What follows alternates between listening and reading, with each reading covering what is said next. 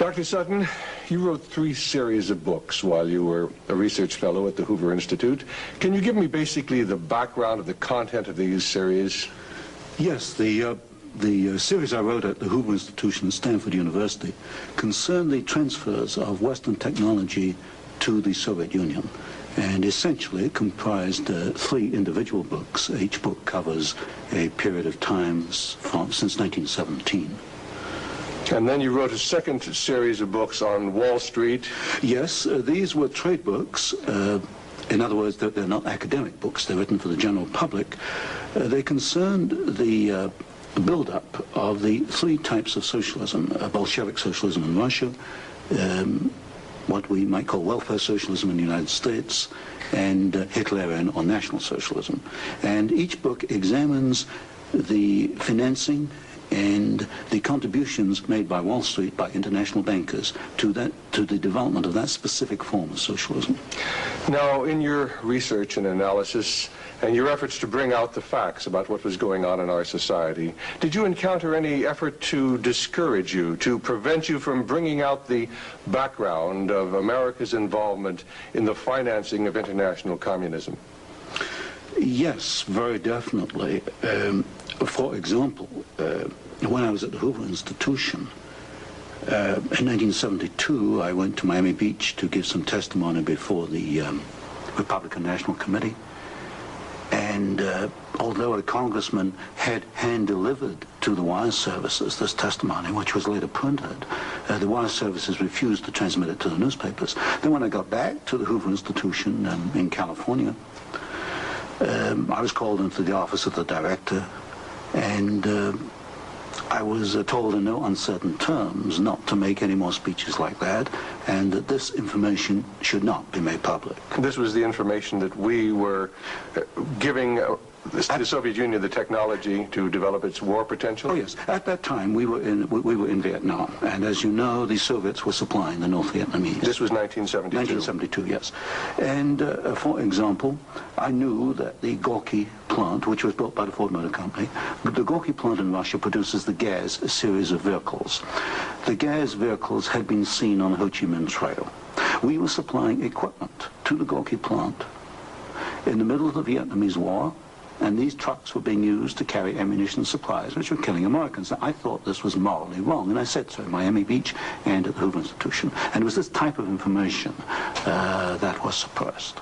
And so what eventually happened as far as your activities at the Hoover Institution were concerned? Well, I didn't pay much heed to the warnings. I published a book called National Suicide in the following year, which summarized our assistance to the Soviets, our military assistance to the Soviets. And when that book came out, again, there was great pressure to stop the book. There was pressure on both the publishers and me personally. And I felt I couldn't take this, and a few years later, I just left the Hoover Institution. Since 1975, I've been an independent author without any ties whatsoever. Let's go a little bit into the background of the financing of the German war machine that we fought in the period 1941 to 1945. Could we start, first of all, with the original financing of Hitler between 1922 and 1923, when he was first making his effort to come into prominence in Germany? The original financing of Hitler, that's in the years 1922, came only partly from Germany. One of the most prominent Americans concerned with financing Hitler was Henry Ford. In fact, Henry Ford received a medal in 1938 for his assistance to the early Nazi Party. Then, of course, Hitler had his attempted push in 1923. He went to jail, and then would begin another era in the rise of Hitler. Right, and of course, he eventually came to power in 1933 by the electoral process. What about the financing of Hitler's electoral activities in 1933? This I can trace. I have traced it very exactly. I discovered amongst the Nuremberg records a series of bank transfer slips to the Delbruck-Schickler Bank in Berlin to an account which was under the control of Rudolf Hess. And this was the fund that was used to finance Hitler's access to power in March 1973. And amongst the corporations that transferred money to Hitler, I find not only R.G. Farben, which is quite widely known, but also German General Electric, AEG, which is under the control of General Electric in the United States, or was at that time, and companies like Osram and... Now, what was the tie-in between Osram and General Electric? The tie-in was a share tie-in. International General Electric in the United States had controlling interest in German General Electric, and also through share interlocks, a controlling interest in Osram in Germany. So then we have Ford and we have General Electric helping to finance Adolf Hitler's rise to power. Were any other large American corporations involved? Very definitely. Standard Oil, through its technical association with IG Farben, for example, Germany could not have gone to war in 1939 without tetraethyl. You need tetraethyl to raise the octane value of aviation gasoline. Germany had no means of doing that. This was developed in the ethyl laboratories in the United States and transferred to the Germans. Standard Oil came up with the hydrogenation idea, which was very essential for Germany in the 1930s, because to raise the quality of its gasoline for aviation purposes. This was transferred to the Nazis. And ITT, for example, International Telephone and Telegraph, was very intimately associated with the Nazis through Dr. Schroeder, who was head of the ITT subsidiaries in Germany. And ITT controlled companies which made not only electrical instruments, but also the Focke-Wulf plant, which made airplanes, fighter airplanes. So what you're suggesting then is that American corporations were helping to finance the German industry that was building up the war potential? American corporations, only a few, not many, financed Hitler through their subsidiaries. They transferred technology. They transferred material assistance, for example, stocks of tetraethyl before the Germans could manufacture it under the joint manufacturing agreement with the United States. And also they financed this. For example, Standard Oil financed in 1933 the development of the gasoline industry in Germany, which was needed to fight World War II. And that's a very interesting point. Could you go a little bit into the background of where Germany got its oil to fight the Second World War? Because certainly Germany doesn't have oil resources. Germany does not have oil resources, that's true. It used in World War II synthetic oil, which it got from coal. And the basic technical processes for the development of oil from coal came from the United States, from essentially from the Standard Oil laboratories, which had this technical assistance agreement with IG Farben. And of course IG Farben contributed something like 60% of the explosives needed by the German Wehrmacht, probably about 40–50% of the gasoline needed by the Wehrmacht and by the German Air Force, the Luftwaffe. And was there a definite interlock between IG Farben and Standard Oil? The interlock was at the technical level, the exchange of patents. It was through a financial technical assistance agreement. There were other interlocks with the United States through a subsidiary, IG Farben, in the United States. But with Standard Oil, the interlocks at the technical and financial level. And is it a fact, it's been stated, that there were members of the board of directors of Standard Oil who were also on the board of directors of American IG Farben? Yes, Walter Teagle is one name that comes to mind. And there were several directors. Was there an interlock with Ford between IG Farben and American IG Farben and the Ford Motor Company? Not that I can recall, not offhand. Not offhand. So basically what we're seeing then is American industry helping to provide the technology, helping to provide the finance, helping to provide the material that is going to allow Hitler to create his war machine. Yes, that is correct. That is correct. Now, in your book, Wall Street and the Rise of Hitler, you talked about the bombing patterns during the Second World War, and the fact that it was amazing that there were certain factories that were not bombed, whereas the majority of the German factories were decimated, German-owned factories. There were certain factories that tied into this interlock we've already alluded to, that for some strange reason seemed to escape the devastation of our saturation bombing. In World War II, the German electrical industry was or should have been a prime target for Western bombing.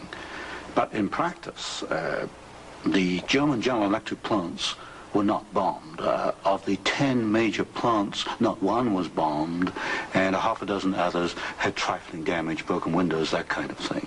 So what we have here is a very interesting case of an industry which should have been bombed in World War II, but was not bombed, and yet we have American ownership, which raises a certain amount of suspicion as to why it was not bombed. But as far as the German-owned electrical companies, did they undergo a rather heavy bombing? I took a look at that. The Siemens plant, for example, they were bombed. There's no question.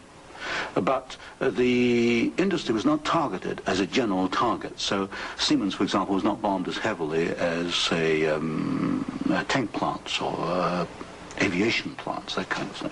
You mentioned the Ford plant in Cologne. Was this a prime military target?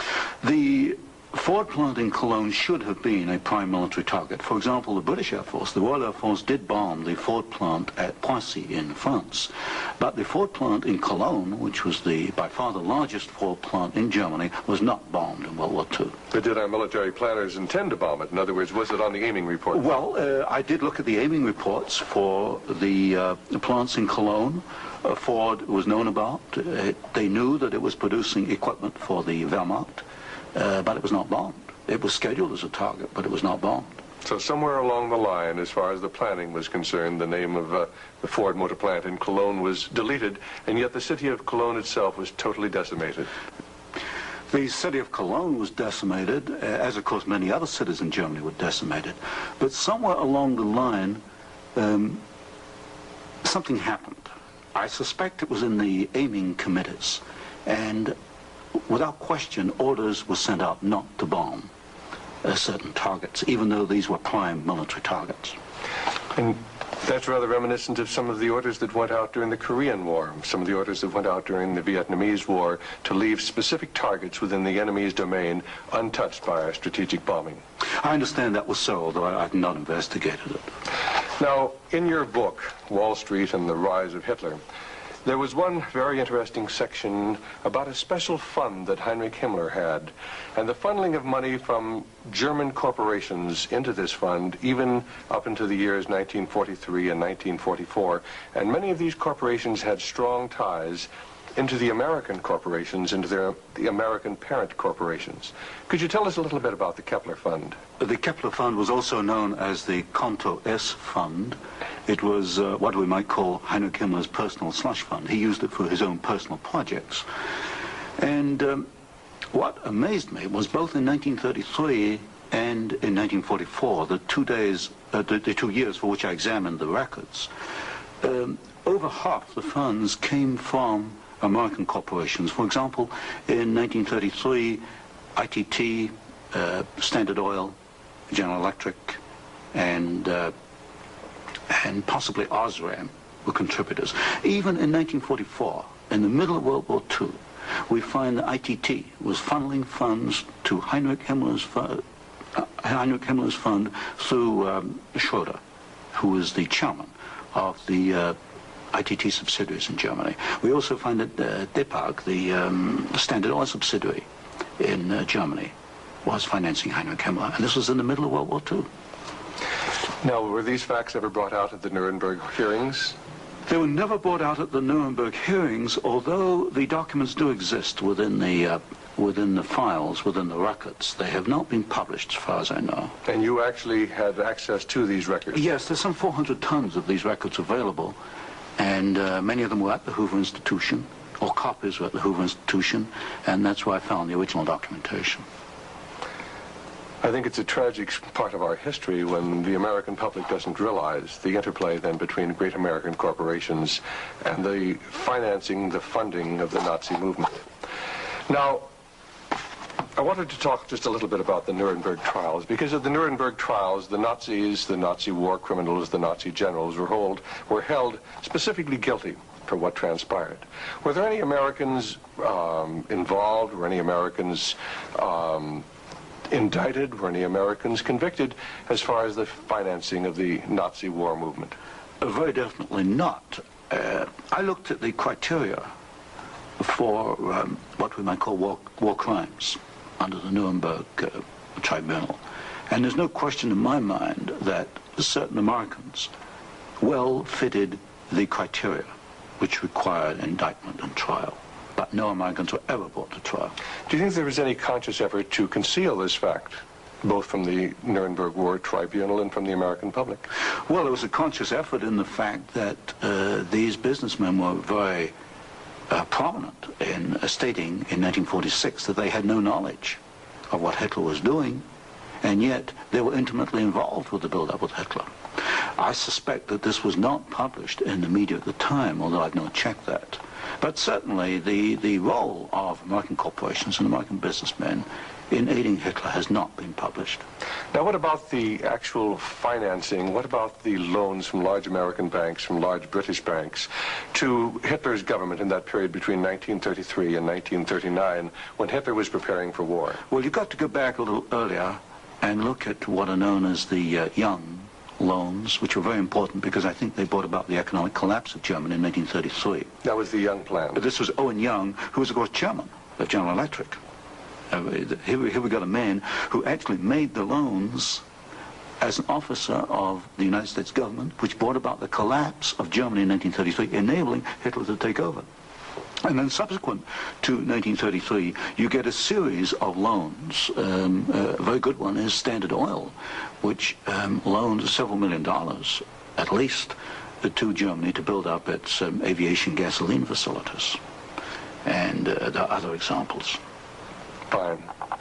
Well, I'd like to get a little bit into the background of the financing of Bolshevism, because I think this is vitally important. And we can go back to the period after the Second Revolution, which was in October and November of 1917. The initial financing of Lenin's movement, how did it tie into the American corporations? Was there any American involvement in that period between 1917 and 1918, when Bolshevism was just beginning to get a foothold in Russia? Yes, there were several incidents. The most important is one involving Colonel William Boyce Thompson, who was the largest shareholder in the Chase Bank, which of course today is Chase Manhattan Bank. And I published in one of my books a copy of a cablegram which transferred funds from New York to Petrograd in December 1917, $1 million to be precise. And Colonel Thompson made the statement later that this $1 million was given to the Bolsheviks to consolidate. They had just begun to take over Russia. They only controlled Moscow and Petrograd at that time, to aid the control that the Bolsheviks were extending in Russia. This is a very clear case. $1 million, American funds transferred through an American Wall Street intermediary to the Bolsheviks. And didn't you publish that document here in Wall Street and the Rise of Bolshevism? I published two statements. One is a copy of the cablegram, and the other is a copy of the news clip of the statement made by Colonel Thompson at that time that he had made this contribution. Now, why would an American capitalist, an American financier, help to aid Bolshevism? The only answer, and of course this puzzled me for years, you know, why? Why? Because we understand there to be an opposition. And the only answer I can come to is one of captive markets. The United States did not want another United States in the world. And of course, if you look at the world map, Russia is 2 or 3 times larger than the United States. Imagine this as another United States, as another competitor to the United States. What the United States wanted, or Wall Street wanted, was a captive market. And of course, socialism is a captive market because my earlier studies at Stanford University had brought out the fact that a socialist system cannot innovate. It's got to import innovation and technology from the West. And so I think the aim behind this was to encourage the development of Marxism and other types of socialism, because this would give these Wall Street bankers control of a world market, a captive market. At the end of the First World War, Russia was devastated by famine. And America sent a relief mission. It was the Hoover mission. Do you know any of the facts surrounding the activities of the Hoover Commission? Well, there's no question that in 1922, 1923, Russia was finished. Industrial output was perhaps 8 or 10%. of 1913 figures, and people were starving by the hundreds of thousands.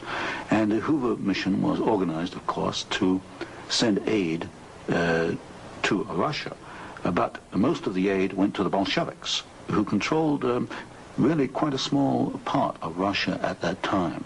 Only a very small part of the aid went to the White Russians or to the Far East. And then after 1922, 1923, Lenin instituted something known as the New Economic Policy, or this series of 5-year plans.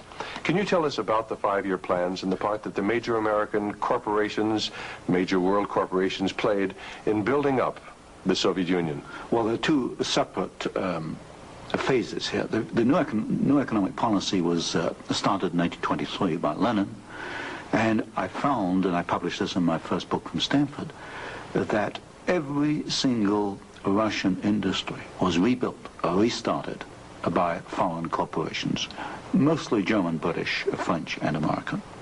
By 1928, Russia was back to approximately its 1913 industrial output. And at that point, she began to think of these grandiose 5-year plans. And in 1928, Gosplan, which is the Russian government planning commission, actually designed an initial 5-year plan. But this was thrown out, it was inadequate, and American corporations were were brought into Russia. And the first 5-year plan and the second 5-year plan were actually designed in the United States by American corporations. And what were these corporations? Which ones specifically were involved in?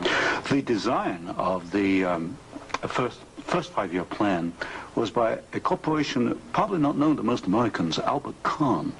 But Albert Kahn was the foremost industrial architect in the United States. And Albert Kahn laid out the basics of the first 5-year plan for the Soviets. And then we find, again, the same corporations involved with the construction of the plants. International General Electric, certainly, DuPont, Ford Motor, Hercules Motor, Curtiss-Wright in aircraft engines, and even some corporations which today were forgotten about, like Vultee and Chance Vought. These were aircraft manufacturers at that time. And so American corporations came in and they built the first 5-year plan. But what was important, the Soviets then copied these plans, and this accounts for the tremendous Russian output.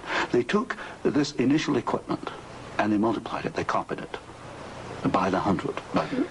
Now, how about Ford Motor Company? Did they play a part in the building up of the Soviet potential? Very definitely. Ford Motor Company built the Gorky plant, and the Gorky plant produces the GAZ series of vehicles, that's GAZ, and these are trucks, and there's some automobiles. And right from the early 1930s, you find that the GAZ plant has had military potential, and Ford knew that when it went in and built the Gorky plant.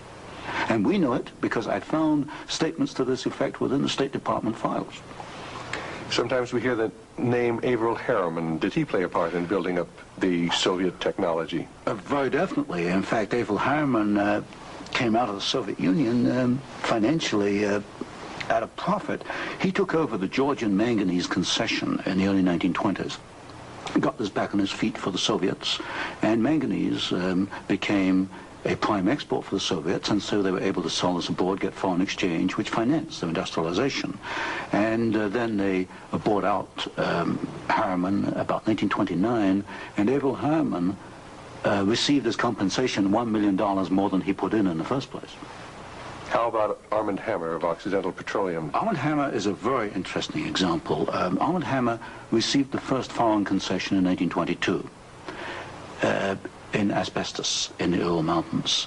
And he also conducted for the Soviets a number of other enterprises, right down to pens and pencil manufacturing, for example. But Armand Hammer is interesting because his father, although Armand Hammer today is chairman of Occidental Petroleum Corporation, his father was Julius Hammer, who in 1919 was Secretary General of the Communist Party USA, which emphasizes the argument I made throughout my books, that at the top level, there's no difference between your top communists and your top capitalists. They interlink. You've got Armand Hammer, chairman of Occidental Petroleum. His father was Secretary of the Communist Party USA in 1919. So it's basically a power grab. It's a power grab, an international power grab. Now, during the Second World War, why, Russia was pretty well decimated once again by German forces. What part did the American Lend-Lease program play in building up Russia's industrial capacity after the Second World War? Well, Lend-Lease built up Russia's capacity, modernized it, and expanded it during World War II.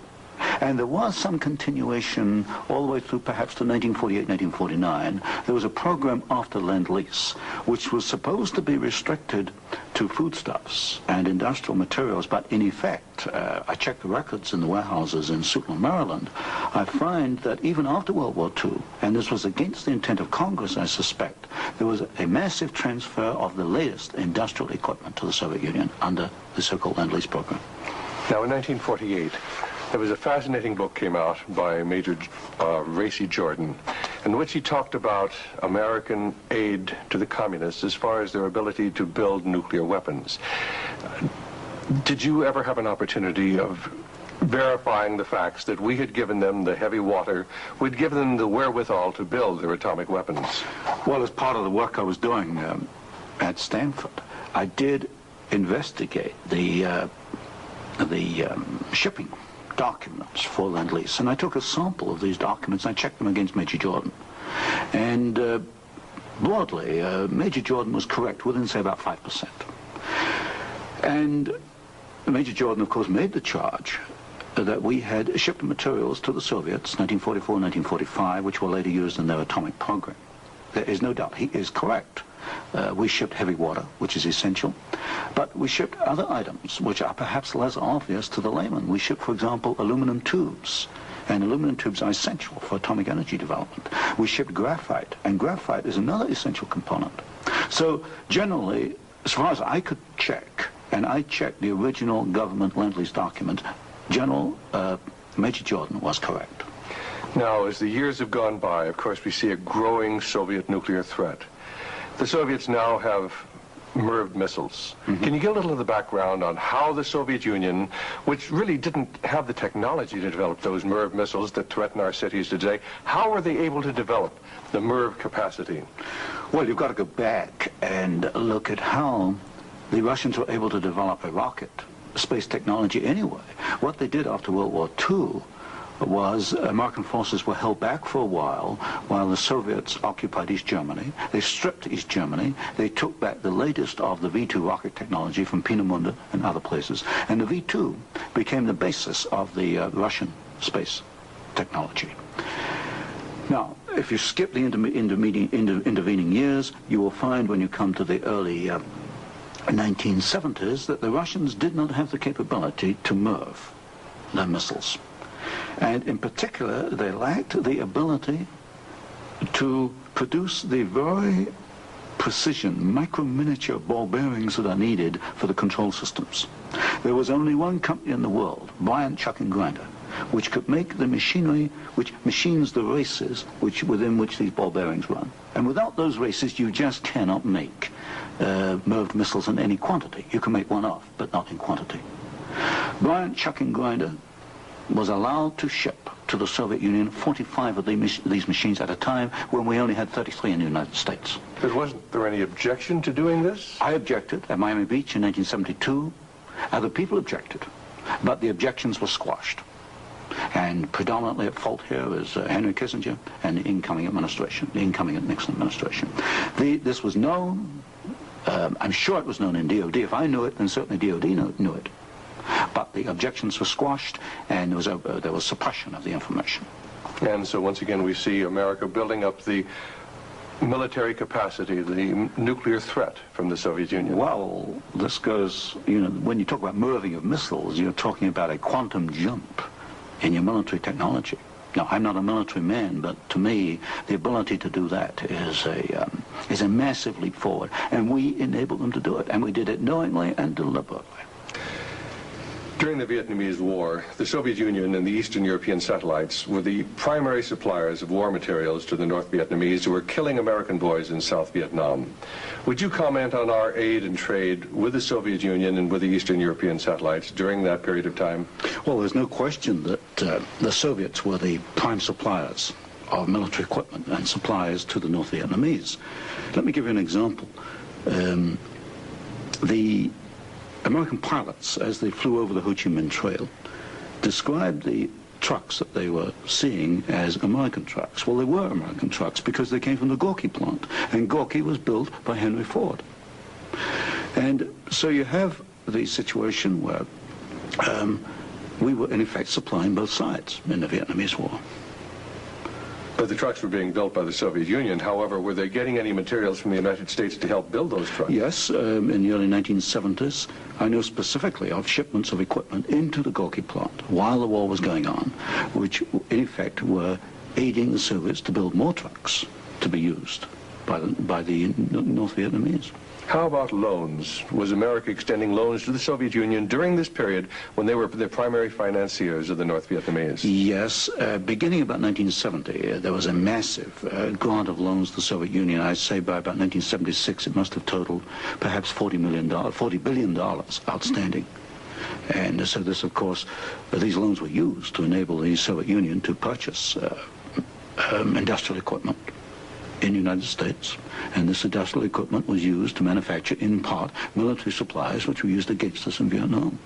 How about Russian shipping that was being used to ferry supplies to North Vietnam? Shipping is a very interesting example because the Soviets published a shipping register, about 6,000 ships, and I analyzed every one of these ships, both the origin of the technology of the ship itself, the hull, and the engine. Most of them are marine diesel engines. And I find that 60% of the Soviet merchant marine, which of course has military usefulness, 60% was built aboard. Only 40% in the Soviet Union, and that largely to Western design. But when you come to marine diesel engines, you find something really fascinating. You find that 80% of the marine diesel engines in Soviet merchant ships are Western engines, Burmeister & Wain of Copenhagen, Sulzer of Switzerland, Fiat of Italy, because that name has come up before. But the other 20% of marine diesel engines built in the Soviet Union are built to Western design under technical assistance contracts from Sulzer and Burmeister & Wain. So in effect, there could be no Soviet merchant marine without assistance from the West. How about the building of the Kama River plant? Kama River was built in the late 1960s, early 1970s. The basic design contract was let to the Italian firm of Fiat. Giovanni Agnelli is the chairman of the board. And this is important because Agnelli is tied in with Chase Manhattan Bank. He's on the International Advisory Committee of Chase Manhattan. What caught my attention was that Fiat does not manufacture automobile manufacturing equipment. All the Fiat plants in Italy contain American equipment. And what I found was that the equipment was coming, perhaps about 60-70% of it, from the United States, from major automobile equipment suppliers in the United States. I think it was known as the Fiat plant as a cover to perhaps divert attention from the fact that during the Vietnamese War, we were building the largest plant in the world. It covers 36 square miles. We were building for the Soviets, with American equipment, the largest plant in the world. And so it was called the Italian Fiat plant, and I think this was a blind.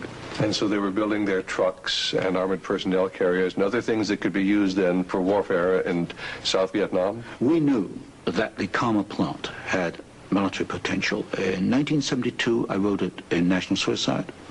I said as much in Miami Beach in 1972. This plant has military potential. It can produce military vehicles. We knew it. And of course today in Afghanistan we find that the Kama vehicles that are there in Afghanistan today from the Kama plant built by American and Italian companies. And it was after you brought out this information that efforts were made to suppress your book, National Suicide, yes. And your other studies? Yes, because I was bringing out the fact that the Kama River plant had military potential, that we were moving the missiles with the Bryant chucking grinder equipment, and of course other facts along these lines. And what sort of pressure was brought to bear upon you? What sort of pressure was brought to bear upon the publisher of your book, National Suicide? There was pressure on the publisher to prevent publication, to stop publication. He refused to do so. There's pressure brought upon me first to withdraw the book, and then a rather deceitful sort of pressure. It was claimed at the Hoover institution that I had plagiarized Volume 3 of my Western Technology series, which was being published by Stanford University. Well, firstly, I challenged them to point out the plagiarization, and nobody could find even two sentences that matched up. But then I pointed out that I cannot plagiarize my own work. I hold the copyright on both books, and nowhere in the world can I plagiarize myself. That's a logical impossibility. And then gradually it built up over the following years that my research was perhaps going a little out of what was perhaps required, or welcome would be a better word, and it should be confined within more narrow boundaries. And at that point in 1975 I left the Hoover Institution, and since then I've become an independent author, and I can publish what I want to publish. Do you know of any other instances where efforts were made to suppress publication of books through the Hoover Institute? I know one example, one I was personally aware of, and that was Julius Epstein's book on Operation Keelhaul, which is a very important book on the treatment of Russian prisoners of war in Germany after World War II. This book was in manuscript for several years, and he was not allowed to publish it. I heard that firsthand from Julius. Right, and eventually it was, of course, brought out. It was at a later point. Now, another example I can give is my own Western Technology series. The third volume of that was held in galleys for 1 year. Now, it costs a lot of money to hold a book in galleys, because when a book is in galleys, you want to get it out on the market to start recouping your investment. That book was held in galleys for 1 year because it was not politically wise or acceptable to publish it at that time, even though it was an academic book. Now, you've done some fascinating studies on the Trilateral Commission. Can you tell us about the Trilateral Commission? The Trilateral Commission is a private organization founded by David Rockefeller in 1973. It was essentially financed by Rockefeller and some of the foundations, Kettering Foundation, Danforth Foundation, Ford Foundation. Ford Foundation was a very major contributor. And the stated objective is to encourage discussion amongst what they call the trilateral regions. I should point out that of the 300 members, 1/3 come from the United States, 1/3 from Japan, and 1/3 from Europe. But in effect, I find that the actions of the Trilateral Commission are very much self-interested on the part of the international banking community in New York. Now, as far as the Trilateral Commission's influence on the American government is concerned, it's been said that there is a very excessive representation of the Trilateral Commission in Jimmy Carter's cabinet and in Jimmy Carter's administration. Well, excessive is rather an understatement. I think there's some 200 million people in the United States. There are only 77 trilateral members who are American. Out of that 77, I counted no fewer than 18 trilateralists. That's about 1/3 of the American trilateral contingent turns up in the Carter administration. Mr. Carter himself was a trilateral, Mr. Mondale, Mr. Brown, Mr. Vance, Mr. Blumenthal, Mr. Brown, Secretary of Defense. In other words, they occupy all the senior cabinet and sub-cabinet posts. In fact, there's some key committees, intelligence and defense committees, which are only comprised of trilaterals. So here you've got 77 Americans selected by one man, David Rockefeller, who's chairman of Chase Manhattan Bank. And we find that they turn up in the key controlling positions in Washington under the Carter administration. And would this suggest to you that perhaps we do not select the government, that it is selected by these people who work behind the scenes? You can come to no other conclusion. If you look today at who's running for office, you find Mr. Bush is a trilateral, you find Mr. Anderson is a trilateral, Mr. Carter's a trilateral. We find articles appearing in Newsweek magazine, Time magazine, U.S. News and World Report, many of the major media telling us there's really nothing to be concerned about from the Trilateral Commission. Is there any interlock between the Trilateral Commission and the major media in the United States? Yes, there is an interlock, particularly in the news media. For example, the Chicago Sun-Times, the executive editor there, James Hoagie, is a trilateral. You'll find Saul Linowitz is a director of Time magazine. And I think, yes, Henry Schacht is a director of CBS. So there very definitely is an interlock between the trilaterals and the media.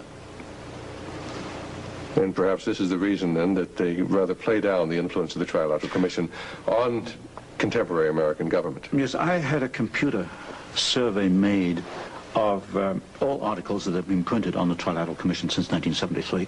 I could find worldwide only 73 articles. Now, what's the relationship between the Trilateral Commission and the Council on Foreign Relations? Well, of course, the Council on Foreign Relations is a much older organization founded in 1920. I did a study in which I compared trilaterals with or without membership in the CFR, Council on Foreign Relations. I find there's something over 50% overlap.